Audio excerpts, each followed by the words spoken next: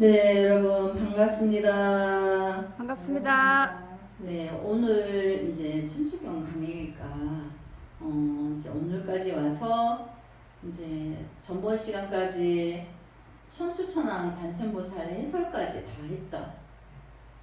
그래서 오늘은 이제 관세음보살님의 분생담이라고 하는 이제 관세음보살의 기도 해가지고 여기 한번 비춰줘 볼까요? 네.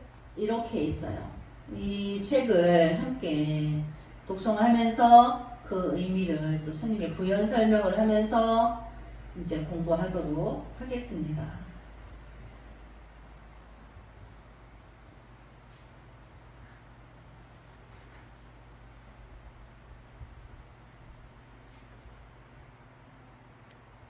그래서 이제 11페이지부터 관세음보살은 언제부터 관세음보살이라 했는가?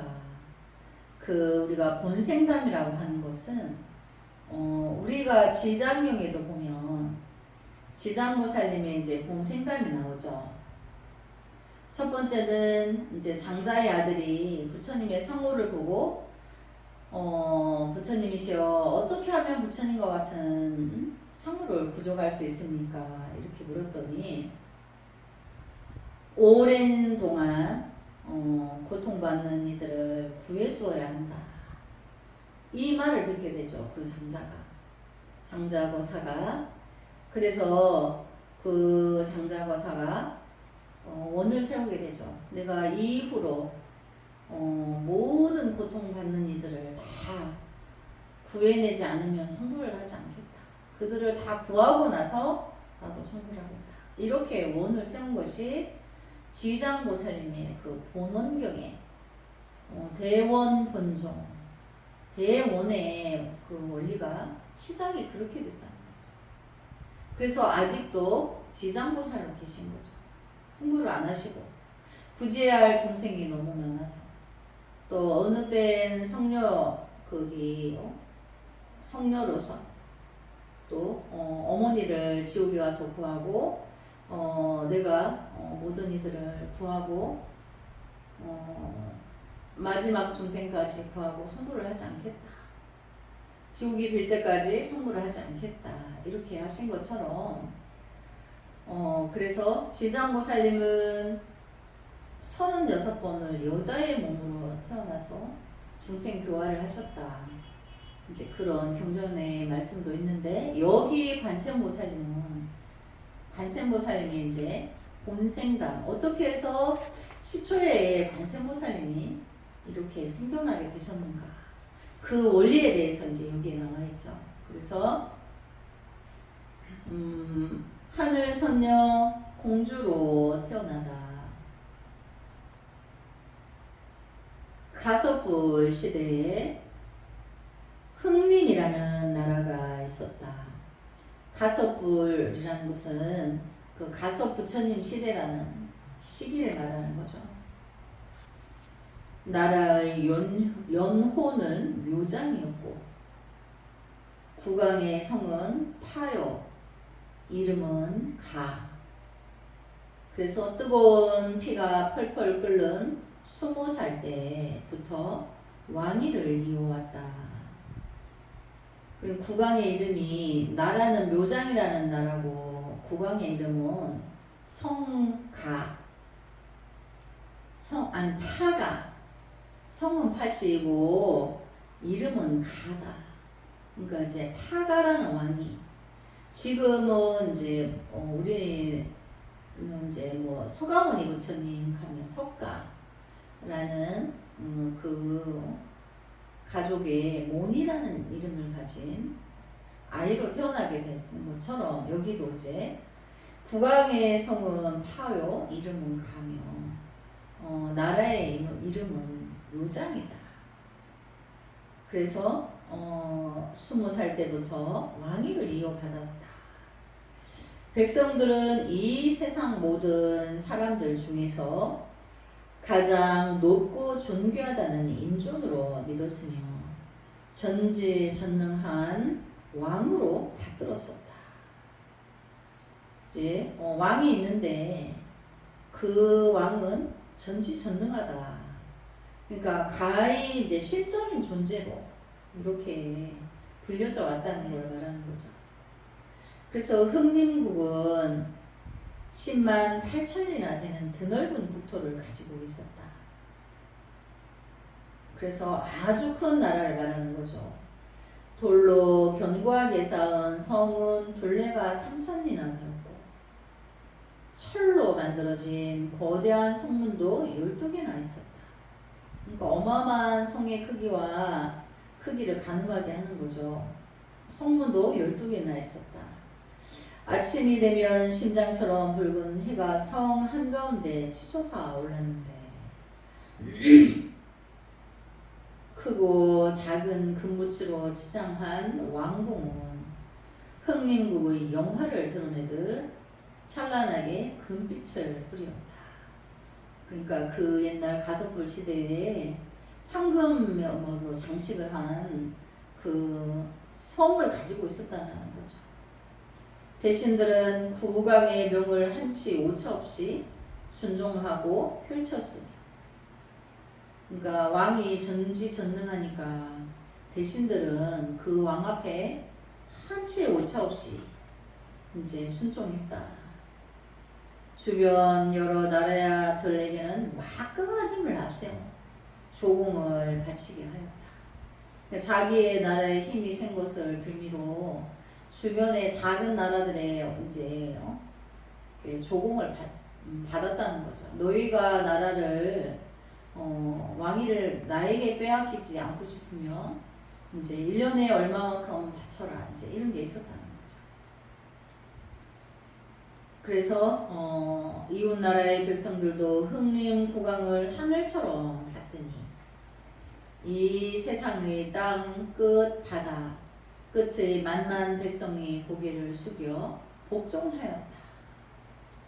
흥림 국왕은 맹수 사냥을 즐기었다. 사냥을 나갈 때면 반드시 왕비와 더불어 궁녀들을 거느리고 초원으로 나갔는데 수레와 준마들이 어루어진 그 환락스러운 모습이란 실로 세상에 보기 드물렀다. 그러니까 이제 왕이 사냥을 즐기는데 모든 권속들이, 성의 권속들이 다 이동을 했다는 거죠. 그런데 이런 국왕에게도 한 가지 시름이 있었다. 그 시름은 슬라의 아들이 없다는 것이었다. 이제 왕권을 계승해야 되는데 왕위를 이어받을 아들이 없었다는 거죠. 이렇게 전지전능한 능력을 가졌는데도 그렇다는 거죠. 그런데 이런 국왕에게 그런데 태자를 점지해달라고 대소 신하들과 함께 정성을 다하여 하늘에 제사를 지냈지만 소용없는 일이었다. 왕비의 명호는 보덕, 나이는 국왕과 동갑이었고 용모는 보름달같이 환하게 빛이 나고 두 귀는 어깨에 다, 두 눈은 호수처럼 맑았다. 또한 몸매는 단아했고 누구에게나 넘치거나 모자라지 않게 자비를 베풀었고 모든 일을 처리함에 있어서 아량이 넓었다. 그러니까 왕비도 굉장히 준수한 모습을 갖추고 있는 거죠. 그래서 마침내 왕비는 묘장 8년에 딸을 낳았다. 아들은 아니었지만 국왕은 기쁨에 차 왕비에게 말하였다.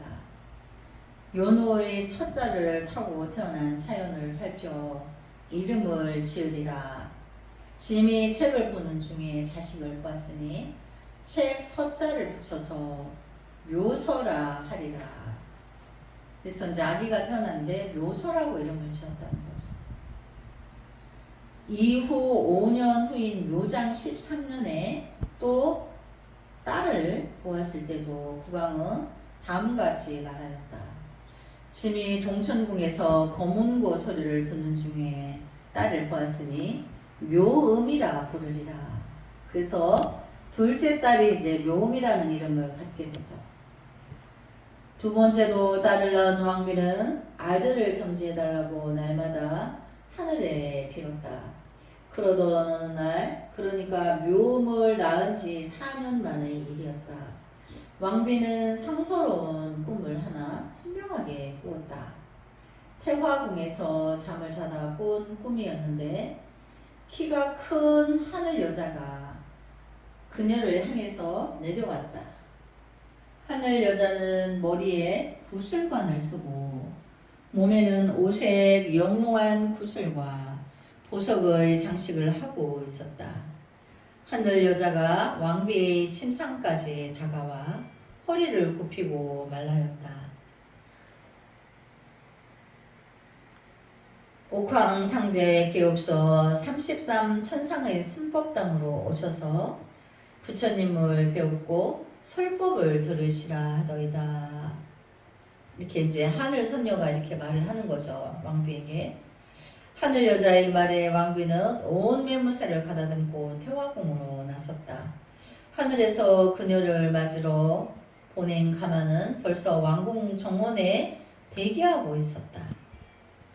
앞과 좌우의 주령을 치렁치렁하게 늘어뜨린 화려한 가마였다. 왕비를 태운 가마는 눈 깜짝할 사이에 3천문에 이르렀다. 가마에서 내린 왕비는 하늘의 빛살에 눈이 부시어 앞을 바로 볼 수가 없었다. 그때 하늘 사람, 그러니까 이제 천상의 천인이죠. 하나가 왕비에게 일러주었다. 어서 미륵부처님을 3번 부르십시오. 미륵부처님을 3번 부르면 어떠하옵니까? 그래야만 눈을 뜨고 하늘 세계를 바로 보실 수 있습니다. 왕비는 천천히 미륵부처님을 3번 불렀다. 미륵부처님, 미륵부처님, 미륵부처님. 과연 하늘 사람이 일러준 대로 하자 비로소 하늘 세계가 뚜렷이 눈에 들어왔다.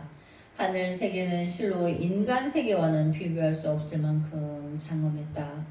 웅장한 천궁과 큰 건물들은 수를 헤아릴 수 없을 만큼 많았고 고운 무지개가 걸린 호공에는 부드러운 선율의 하늘음악이 은은하게 울려 퍼지고 있었다. 대범 천왕도 하늘 사람들과 더불어 선법당으로 와서 부처님의 설법을 들었다.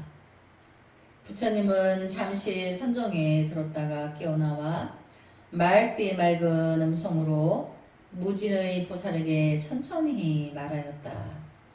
그러니까 이제 여기서 말하는 하늘 천궁은 도솔천의 내원왕인 거죠. 도솔천의 천왕이 대범 천왕인데 또 다른 말로는 재석 천왕이라고도 해요. 근데 거기 천상에는 내원궁이라는 그 아주 중심부의 내원궁에 미륵부처님이 계신 거예요. 우리 지금 미륵부처님 기도하고 있죠. 그래서 그 미륵부처님이 이제 인간의 나이가 8만 세일 때 용화세계 이제 미래에 오실 중생세계에 미래에 오실 부처님인데 지금은 도솔천 천궁의 내원궁에 그 안에서 이제 중생들을 천인들을 교화하고 계신다. 그런 뜻이죠. 그래서 미륵존불 3번 했더니 이제 하늘 천궁이 이제 열려서 이제 그 왕비가 이제 꿈속에서 미륵부처님을 칭견하게 되는 거죠. 그랬는데 이제 미륵부처님이 이제 법문을 주시려고 하죠.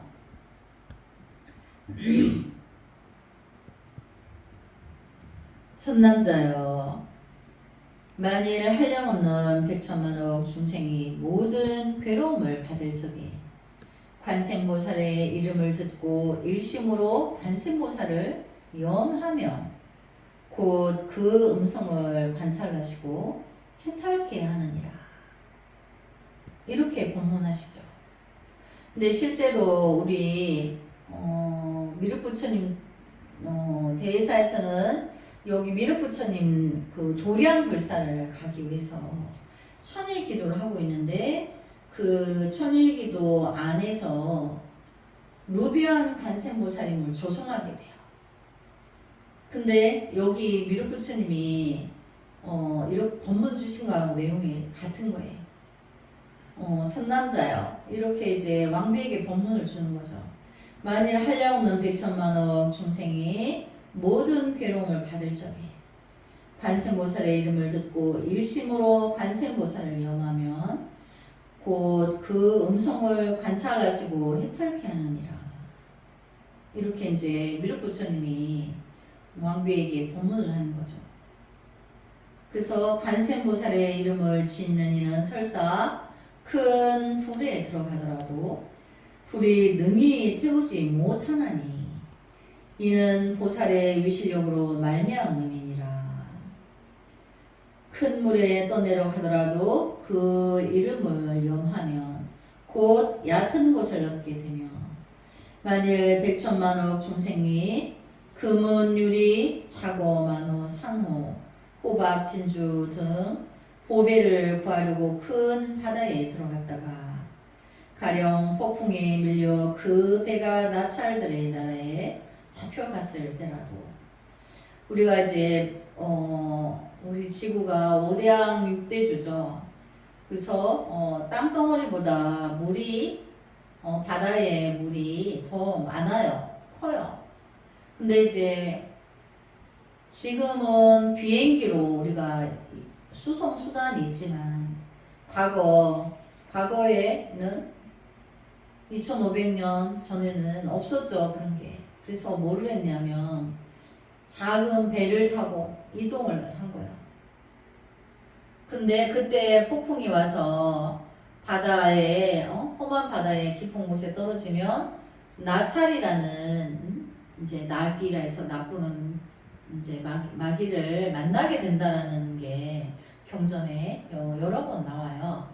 그래서 여기 보면 나찰들의 이달에 잡혔을 때라도 그 가운데 한 사람이라도 관세음보살의 이름을 염하는 이가 있으면 여러 사람들이 모두 나찰의 난을 벗어나게 되나니 이러한 인연으로 관세음이라 하느니라.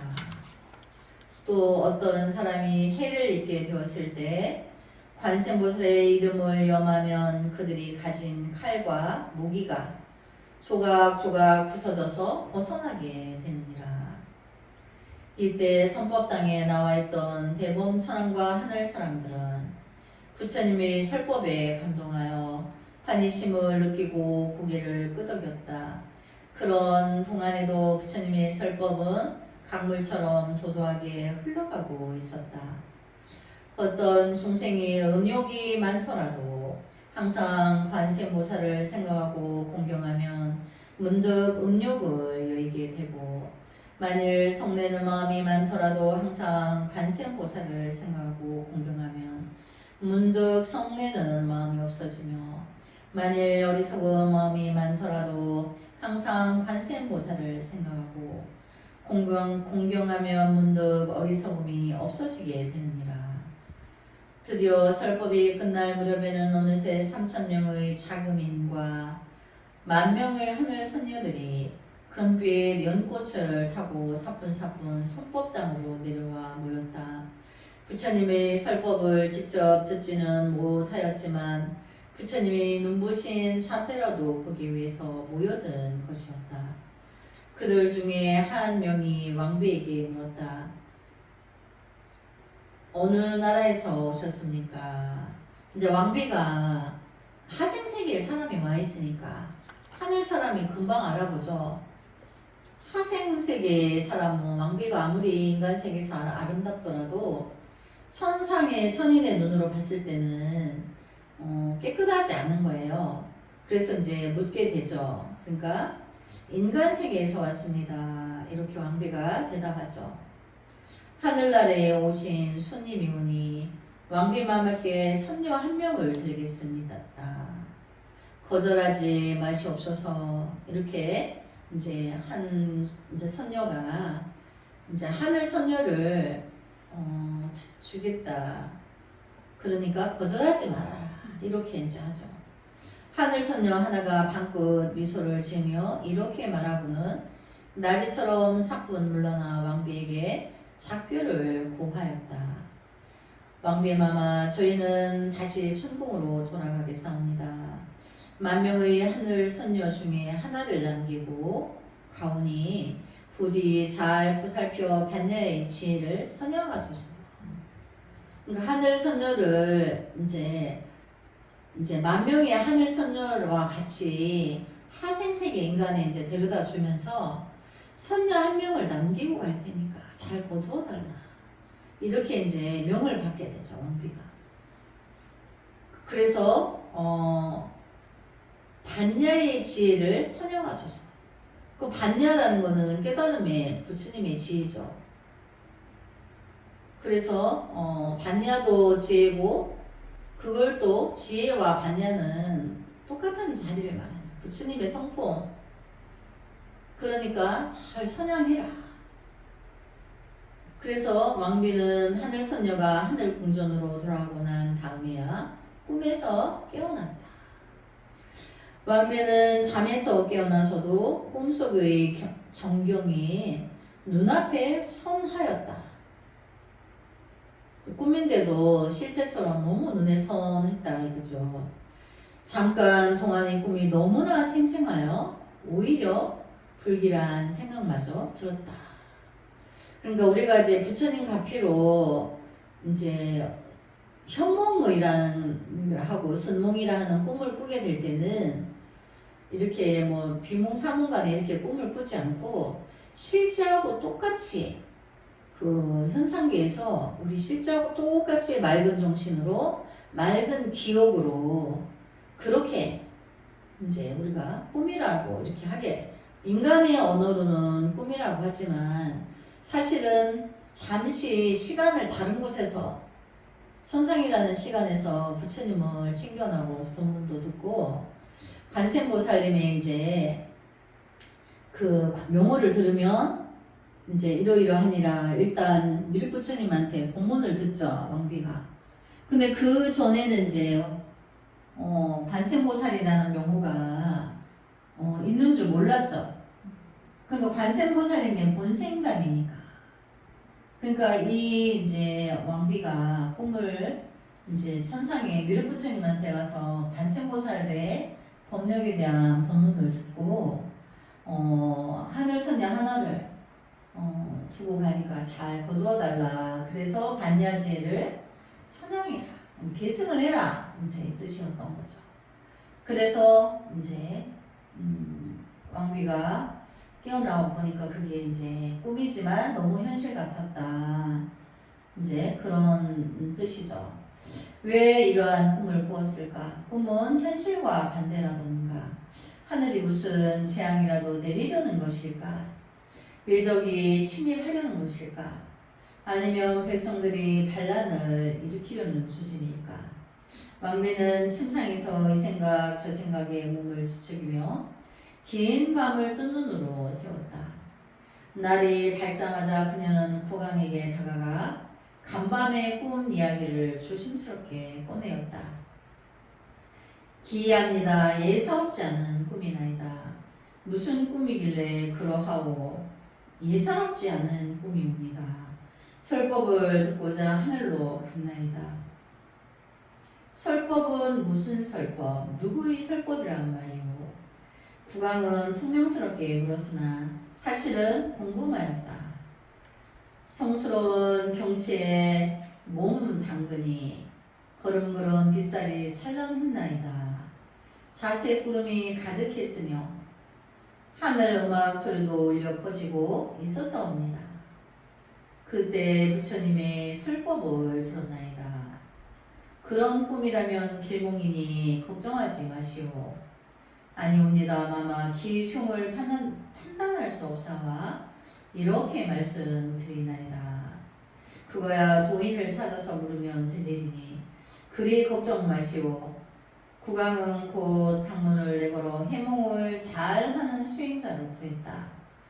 그러자 호호백발의 얼굴은 주름 투성이요 용모는 대삿갓에 누더기를 걸치고 지팡이를 짚은 수행자가 방문을 한 장 떼어들고 왕궁으로 들어갔다. 그러니까 왕이 이제 방을 걸었다는 얘기죠.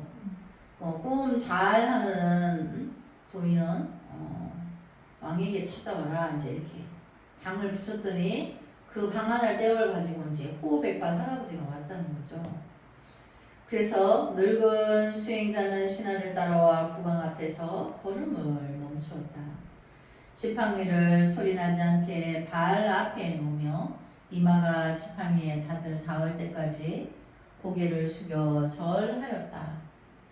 국왕이 호기심에 찬 눈으로 바라보며 입을 열어 말하였다. 그대는 어디에서 온 사람인가? 하니까 소승은 나간방에 사는 수행자였나이다. 성은 무엇인가? 미가 없나이다. 나이는 얼마나 되었는가? 소승은 조실 부모하여 생년월일을 알지 못하나이다. 출가한 지는 몇 해나 되었는가? 어려서 출가하여 지금까지 여러 나라를 떠돌며 이르는 곳마다 해몽을 하여 왔나이다. 그러므로 소승은 제 나이가 얼마인지 출가한지 몇 해가 흘렀는지 모르고 있나이다. 그럴 수도 있겠다. 그건 그렇고 그대의 해몽서는 어디에 있는가? 해몽을 설명할 한 책 말이나이까. 그렇다. 이제 왕이 이렇게 말을 하니까 소승은 그런 책이 없사옵니다. 그렇다면 무엇으로 해몽을 한다는 말인가? 국왕은 늙은 수행자의 눈을 노려보며 말하였다. 그러나 늙은 수행자는 조금도 동요하지 않고 침착하게 대답하였다. 소승은 책이 필요 없나이다. 꿈 내용을 듣기만 하면 알 도리가 있나이다. 조급해진 국왕이 단숨에 꿈 내용을 말하였다. 지난밤에 왕비가 꿈을 꾸었는데 천상에 올라가 선법당에서 부처님의 법문을 들었다네. 그런 다음 3,000명의 자금인과 10,000명의 선녀를 만났는데 그들이 왕비에게 선녀 하나를 주고는 천궁으로 돌아갔다네. 이게 무슨 꿈인가?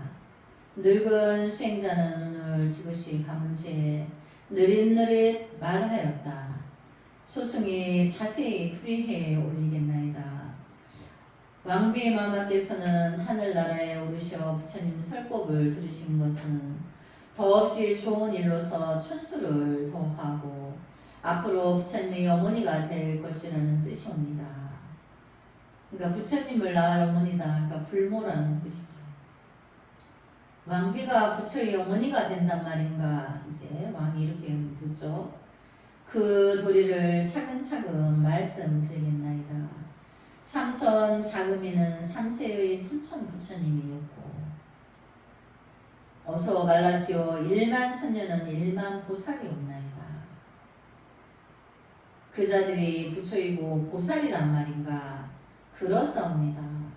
그리고 선녀 하나를 주고 난 후 천궁으로 돌아갔다 함은 인왕가를 보방가로 변화시킨다는 뜻이나이다. 그러니까 이제 인왕가는 인간이 세상의 왕이라는, 우리가 이제 인간들은 우리가 만물의 영장이다 이렇게 하잖아요. 근데 그거를 법왕가, 법은 진리의 그 세계로 만들겠다. 인간 중심이 아니고 진리를 중심으로 하는 이제 법을 세상을 변화시켰다.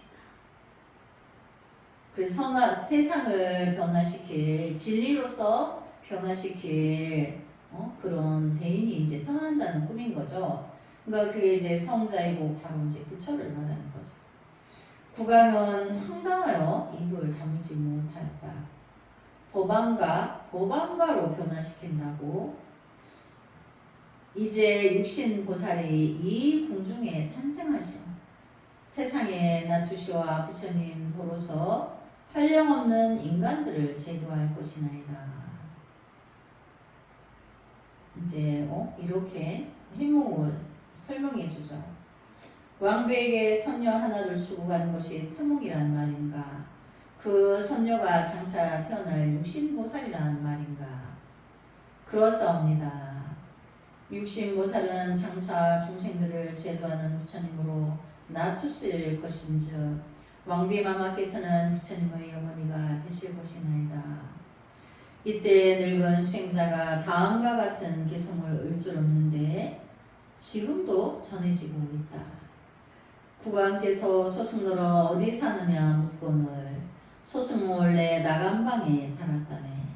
삼생의 행운이 있어 밝은 임금 만나게 되었거늘 왕비마마의 꿈 풀이하니 먼지만큼도 깎아내리지 못하리. 이 몸 세상의 무용지물로 태어난 줄 알았으나 꿈풀이하며 세월을 살아가는구나. 이제 그 노승이 이렇게 법문을 이제 개송을 이제 한 거죠. 근데 여기 보면 왕이 그대의 성은 무엇이냐 이렇게 물었죠. 근데 이제 미가이옵니다 그랬거든요. 그럼 미가는 미륵부처님을 말하는 거예요. 그러니까 왕비에게 태몽을 주고 태몽에 이제 그 천상의 도솔천에 와서 미륵부처님 법문을 듣고 선녀를 하나 줬는데 관세음보살 법문을 했잖아요. 그래서 이제 관세음보살이 이 땅에 출연하시는 거를 이렇게 이제 예고하는 거죠. 그래서 이제 이 책의 관세음보살의 기도라는 명칭은 본래는 이제 관세음보살님의 본생담이라고 하는 거예요. 그래서 미륵부처님이 이제 하생세계를 대자대비로 이끌어서 이제 교화시킬 이제 보살을 그러니까 이제 자마금이는 삼천의 자마금이는 과거 3,000불의 부처님이고 만명의 선녀들은 불보살님 관세음보살 지장보살 중생을 구제해서 부처의 세계로 이끄는 보살님들이라는 이제 명칭이 꿈풀이가 굉장히 선명하죠. 근데 누가 한 거예요? 미륵부처님이 하신 거예요. 미륵부처님이 잠시 하생세계에 관세음보살이 출연해서 중생을 구제해서 만인을 제도할 것이니 이제 그거를 왕이 받아들여라 이렇게 이제 꿈풀이를 한 거죠. 하생세계를 이제 교화하기 위해서 관세음보살을 미륵부처님이 이제 주신 거죠. 그래서 우리 대회사에서도 미륵부처님 도량불사를 한다고 천일의 기도를 입제하고 루비안 관세음보살님을 조성하게 된 거예요. 그러니까 그 연유는 스님도 잘 몰랐는데 미륵부처님이 관세음보살의 가피로 너희가 이제 묘의 세계를 이제 떠나라. 그래서 미륵부처님 세상에도 미륵부처님 번속이 되어서 중생 구제를 세상에 묘기 다 건져질 때까지 선포를 하지 않는다. 이제 이런 그 부처님의 지혜를 가진 자는 반드시 선포할 수 있기 때문에 그래서 이치가 있는 거죠. 그래서 이제 우리 대사에서 미륵부처님 도량불사 천일기도 루비안 관세음보살님 도량불사 천일기도 이렇게 천일기도가 함께 있죠. 그래서 미륵부처님의 가피가 아니고는 관세음보살님이 우리가 만날 수 없었던 거고 또 관세음보살님의 가피가 아니고는 우리가 미륵부처님 도량불사를 갈 수가 없기 때문에 이름은 다르나 그 중생이 구제되는 그 단계에 그 요람은 하나의 원리로 같기 때문에 그런 거예요. 그래서 늙은 수행자는 국왕에게 사례를 바라지 않고 그저 물 한 그릇만 청하였다. 물 한 그릇만 주시겠나이까. 짐이 약속하지 않았더냐. 해몽을 한 자에게 상을 내리겠다. 그러니 망설이지 말고 원하는 것을 말하시오. 다시 말씀드리지만 놀 한 그릇이면 좋사옵니다. 허허 대가를 바라느냐 명예를 원하느냐. 명예를 원한다면 짐이 그대를 가까이 두고 간직을 하사하리라. 그러니까 이제 이 수행자 그러죠. 대왕마마 부처님께서 일찍이 이렇게 말씀하셨답니다. 비록 소승의 입을 빌려 하는 말이지만 부처님의 설법인즉 잘 들으시옵소서. 이렇게 사는 자가 보살이라 하였사옵니다. 보살은 평등한 마음으로 자기가 지닌 물건을 남김없이 모든 중생에게 널리 베푼다. 베풀고 나서 뉘우치거나 아까워하거나 대가를 바라거나 명예를 구하거나 자기 이익을 바라지 않는다. 이 뜻은 무주상보시를 행을 말하는 거죠. 내가 베푼 거는 한국말로 하면 내가 베푼 것은 헌신착처럼 보여라. 헌신 버리고 기억난 적 여러분 한 번도 없죠? 스님도 그런 것 같아. 신발이 다 떨어져 버렸는데 그 신발 난 생각난 적 한 번도 없어요. 그렇게 버리라는 거죠. 그러니까 보살의 행은 그런 것이다. 있는 거는 지혜도 베풀고 물질도 베풀어요. 부처님의 진리의 법도 베풀고 금방 꽁풀이 했죠. 그렇게 진실한 그 뜻을 전하고 대가를 바라지 않고 잠시 물 한 잔만 청하고 이제 법문을 해주죠. 부처님이 이렇게 하라 했다. 그래서 다만 모든 중생을 구제하고 이롭게 할 뿐이다. 모든 성인들이 쌓은 행을 배우고 생각하고 좋아하며 몸소 실천하고 남에게 말하여 중생에게 괴로움을 여의고 즐거움을 얻게 하려는 것이다. 이것이 보살의 마음이옵나이다. 그러니 소승은 부처님의 뜻을 따르겠나이다. 이렇게 말을 하니까 왕이라도 부처님 법을 수행하는 수행자에게 그 사용하는 그 법의 진리를 듣고 더 먹지를 어찌할 수가 없죠. 근데 이제 왕은 자비 옆에 두고 싶은 마음도 있었던 거죠. 그러니까 알겠느니라 그대의 고집을 꺾을 수 없노라. 내 관이 흰 사발에 물을 가져오자 늙은 수행자는 물 한 모금을 입에 머금었다가 확 뿜으며 주문을 외웠다. 그러자 놓여있던 지팡이가 저절로 일어서더니 살아 꿈틀거리는 금룡으로 변하였다. 그러니까 지팡이가 용으로, 황룡으로 변하였다는 거죠. 변화는 순식간에 일어났다. 바람이 구름을 몰아오고 번개가 번쩍이며 천둥이 크르릉 크르릉 울렸다. 병력 소리에 왕궁이 흔들리는 가운데 늙은 수행자는 빛나는 금룡을 타고 빛깔 구름에 휩싸여 하늘로 올라갔다.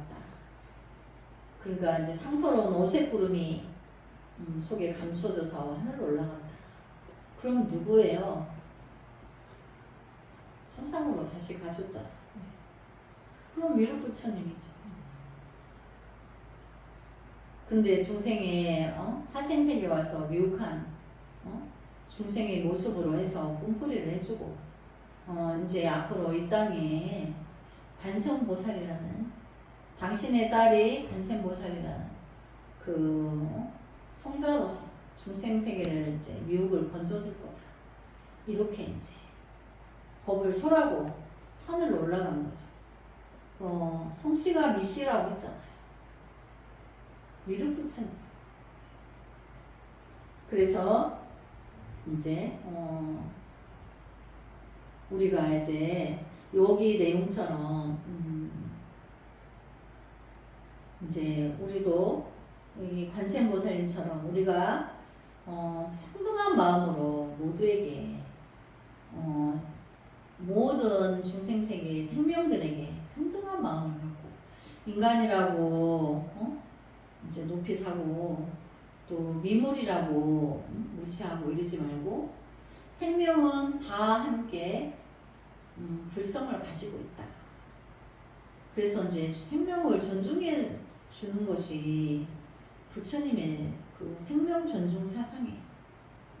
그러니까 우리가 이제 같이 살고 있는 그 축생들도 본래는 다 불성을 가지고 있죠. 전생에는 다 사람이었죠.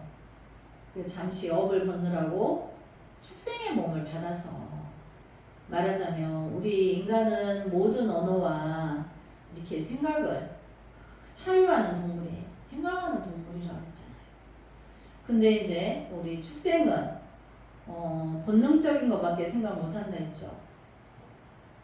그래서 생각이 많은 것으로 업을 지었기 때문에 그 구조가 시스템이 잠겨 있어요. 본능적인 것만 하도록.